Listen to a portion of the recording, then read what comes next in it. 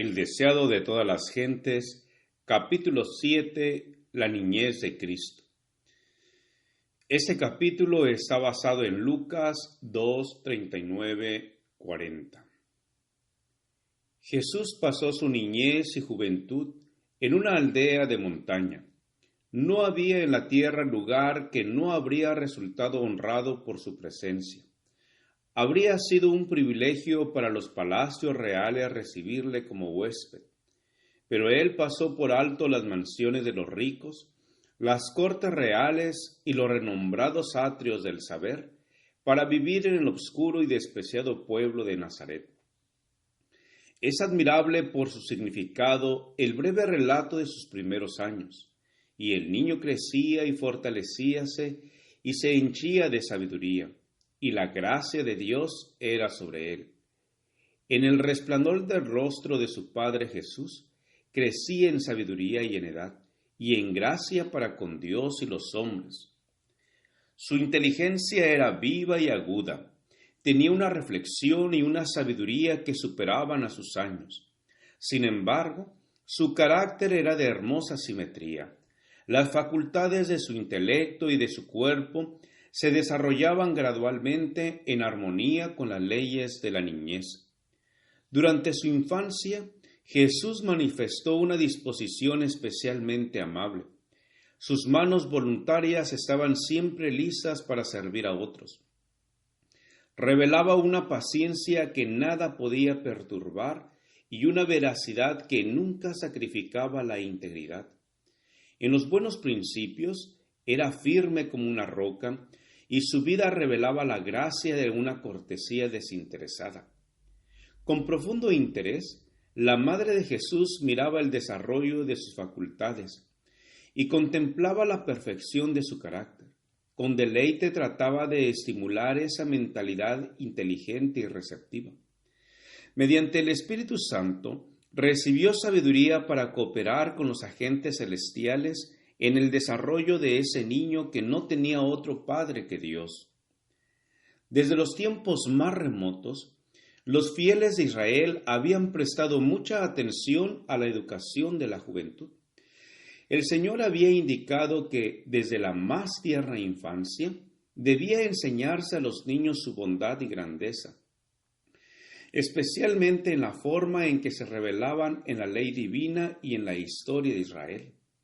Los cantos, las oraciones y las lecciones de las Escrituras debían adaptarse a los intelectos en desarrollo. Los padres debían enseñar a sus hijos que la ley de Dios es una expresión de su carácter y que al recibir los principios de la ley en el corazón, la imagen de Dios se grababa en la mente y el alma. Gran parte de la enseñanza era oral, pero los jóvenes aprendían también a leer los escritos hebreos y podían estudiar los pergaminos del Antiguo Testamento.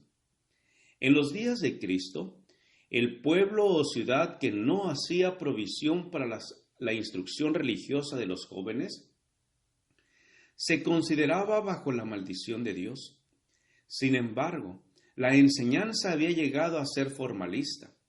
La tradición había suplantado en gran medida a las Escrituras. La verdadera educación debía inducir a los jóvenes a que buscasen a Dios si en alguna manera palpando le hallen. Pero los maestros judíos dedicaban su atención al ceremonial. Llenaban las mentes de asuntos inútiles para el estudiante que no podían ser reconocidos en la escuela superior del cielo. La experiencia que se obtiene por una aceptación personal de la palabra de Dios no tenía cabida en su sistema educativo. Absortos en las ceremonias externas, los alumnos no encontraban tiempo para pasar horas de quietud con Dios.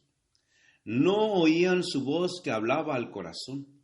En su búsqueda de conocimiento, se apartaban de la fuente de la sabiduría. Los grandes hechos esenciales del servicio de Dios eran descuidados.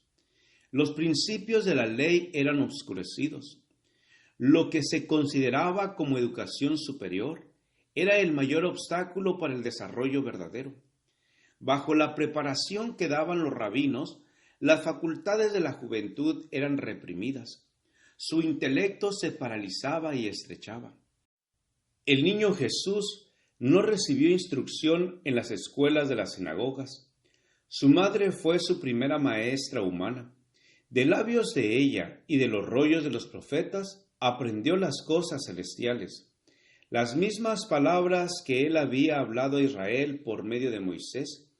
Le fueron enseñadas sobre las rodillas de su madre, y al pasar de la niñez a la adolescencia, no frecuentó las escuelas de los rabinos.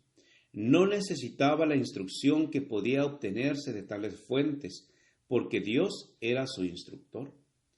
La pregunta hecha durante el ministerio del Salvador, ¿cómo sabe estas letras no habiendo aprendido?, no indica que Jesús no sabía leer, sino meramente que no había recibido una educación rabínica, pues que él adquirió saber como nosotros podemos adquirirlo.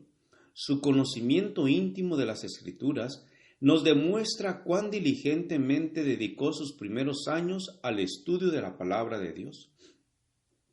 Delante de él se extendía la gran biblioteca de las obras de Dios.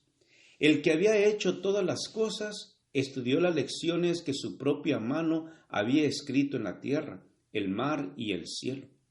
Apartado de los caminos profanos del mundo, adquiría conocimiento científico de la naturaleza. Estudiaba la vida de las plantas, los animales y los hombres.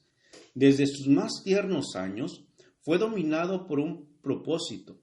Vivió para beneficiar a otros. Para ello, hallaba recursos en la naturaleza. Al estudiar la vida de las plantas y de los animales, concebía nuevas ideas de los medios y modos de realizarlo. Continuamente trataba de sacar de las cosas que veía ilustraciones con las cuales presentar los vivos oráculos de Dios. Las parábolas mediante las cuales, durante su ministerio, le gustaba enseñar sus lecciones de verdad, demuestran cuán abierto estaba su espíritu a la influencia de la naturaleza y cómo había obtenido enseñanzas espirituales de las cosas que le rodeaban en la vida diaria. Así se revelaba a Jesús el significado de la palabra y las obras de Dios. Mientras trataba de comprender la razón de las cosas que veía, le acompañaban los seres celestiales, y se gozaba cultivando santos pensamientos y comuniones. Desde el primer destello de la inteligencia, estuvo constantemente creciendo en gracia espiritual y conocimiento de la verdad. Todo niño puede aprender como Jesús, mientras tratemos de familiarizarnos con nuestro Padre Celestial mediante su palabra. Los ángeles se nos acercarán, nuestro intelecto se fortalecerá, nuestro carácter se elevará y refinará. Llegaremos a ser más semejantes a nuestro Salvador. Y mientras contemplemos la hermosura y grandiosidad de la naturaleza, nuestros afectos se elevarán a Dios.